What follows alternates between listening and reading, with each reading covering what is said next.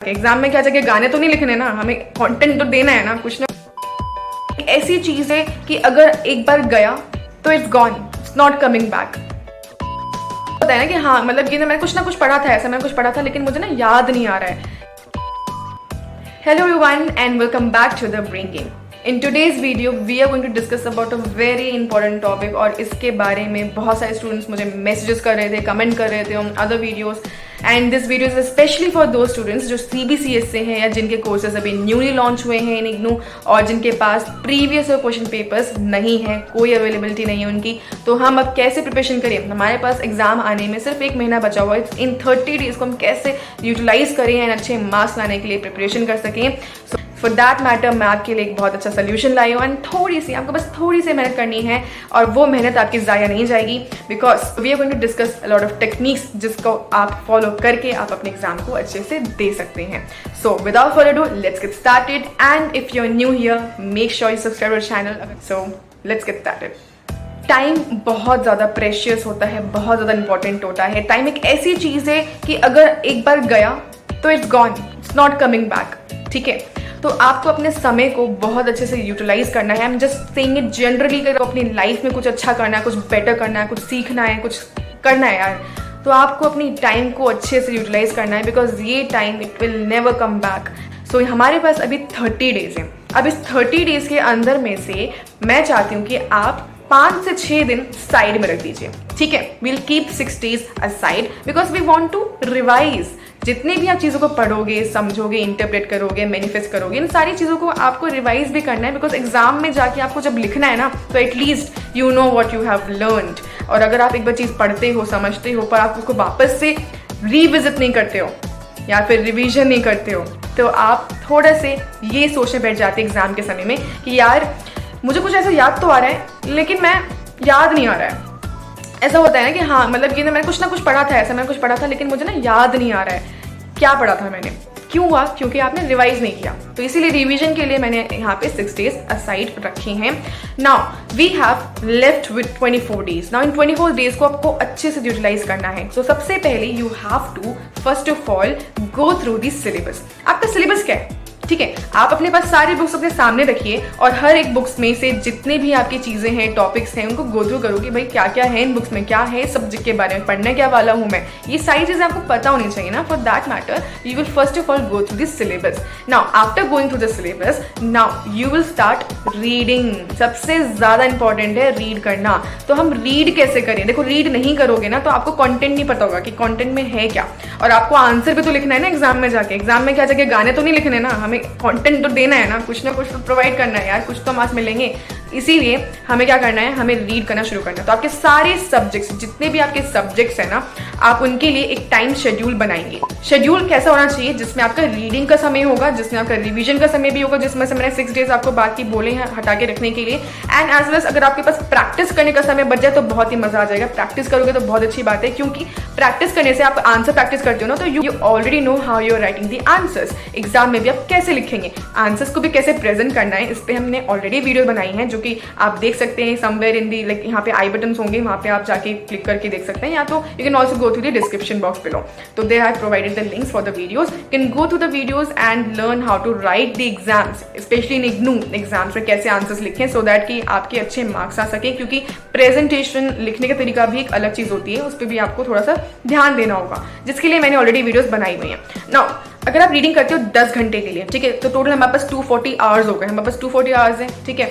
अब इनको हम डिवाइड कर दें तो 40 hours per subject. Let's say आपके पास 6 सब्जेक्ट है, ठीक है। 6 सब्जेक्ट को अगर हर सब्जेक्ट को अगर आप 4 दिन दे देते हो ना तो काफी है, इट्स मोर देन इनफ। तो 4 डेज आप उसको रीड करो।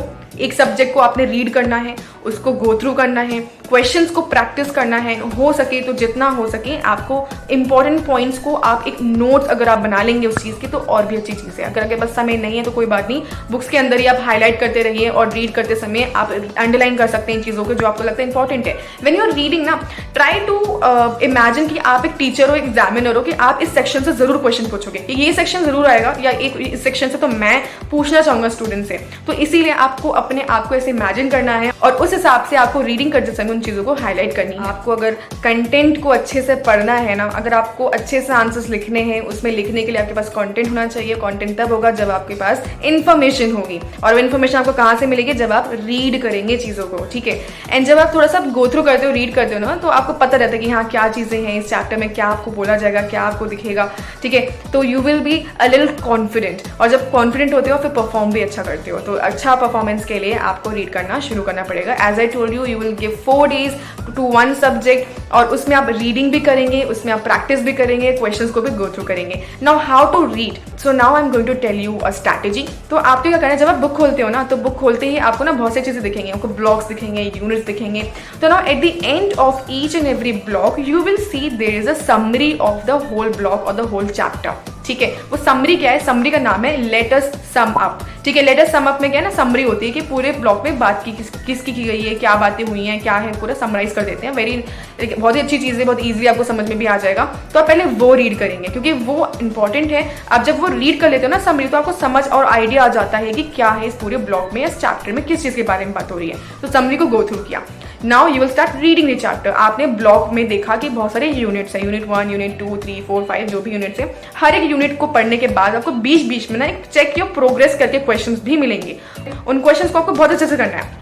Those are very important because आप क्या कर रहे हो, आप अपनी प्रोग्रेस को चेक कर रहे हो, और अगर आप प्रोग्रेस नहीं कर पा रहे हो, उसके आंसर्स भी आपको दिए जाएंगे एट द एंड।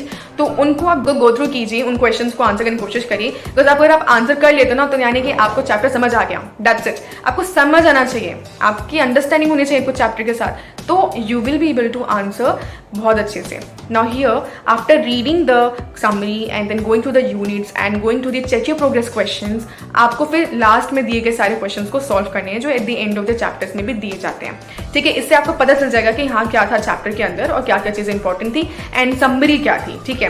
नाउ अब ये मैंने आपको जो रीडिंग का समय दिया है, it is more than enough. आप आसानी से एक एक सब्जेक्ट का 4 दिन लगा करके आप रीडिंग करके रिविजन कर सकते हैं, ठीक है। एट द एंड लास्ट वाला डे आप एक और दिन ले लीजिएगा, 5 days बनाकर कि आप इसके चैप्टर को आप रिवाइज भी कर रहे हैं। या तो रिविजन आप देन एंड देयर आप 5 days में कर लीजिए, या फिर आप revision before this exam start, ठीक है। उससे पहले आप एक दिन जो भी आपको गैप्स मिलते हैं बीच में, तो आप उनको यूटिलाइज करिए, ठीक है। तो after reading and going through everything, now the time is to revise. तो रिवाइज कैसे करना है, रिविजन की क्या स्ट्रैटेजी है। सो रिविजन करने के लिए सबसे पहले आप सिर्फ समरी देखिए, only go through the summaries. And अगर आपने कोई चीज़ हाईलाइट की थी चैप्टर में या कोई चीज़ अंडरलाइन करी, दिस यू थॉट इंपॉर्टेंट है ये सेक्शन, तो आप उनको सिर्फ गो थ्रू करेंगे। एंड देन आप सिर्फ क्वेश्चंस को देखिए, nothing else, nothing new. Revision के समय कोई नया चीज़ नहीं पढ़नी है, कोई नई चीज़ बिल्कुल भी हाथ नहीं लगानी है, because first of all that is not going to stay with you in your mind, and second वो आपको याद रह भी जाए तो कुछ ना कुछ आप गलत शायद लिख दो जाके एग्जाम में, जो कि ज़्यादा खराब हो जाएगा क्योंकि मार्क्स कट सकते हैं। तो यहाँ पे आपको ये चीज़ें नहीं करनी है। तो रिवीजन का मैंने आपको तरीका बता दिया है, बहुत अच्छे से रिवीजन कर लीजिए, क्वेश्चंस को अच्छे से लगाइए, given at the end of the chapters questions को अच्छे से लगाइए, because that is the only thing that you can do. यहाँ पे हमारे पास कोई और ऑप्शन नहीं है। तो आपको अच्छे से आपको एक अपना शेड्यूल बनाना है। You can just create a schedule. आप अपने मॉर्निंग शिफ्ट में करिए या इवनिंग में करें या रात में करें, जिस समय आपका माइंड एक्टिव रहता है, जिस समय आप अपनी चीज़ों को याद करके पढ़ के आप याद कर लो, लर्न कर लो, एक ऐसा शेड्यूल बनाएंगे आप। So guys, I hope this video was helpful for you, and for any other queries you can follow us on Instagram. वहाँ पे आप DM कर सकते हैं। Comment down below if you have any other questions or issues, and we'll be happy to help you. So thank you guys for watching the Brain Gain, and subscribe to the channel and share this video with your friends and help them out. Thank you so much.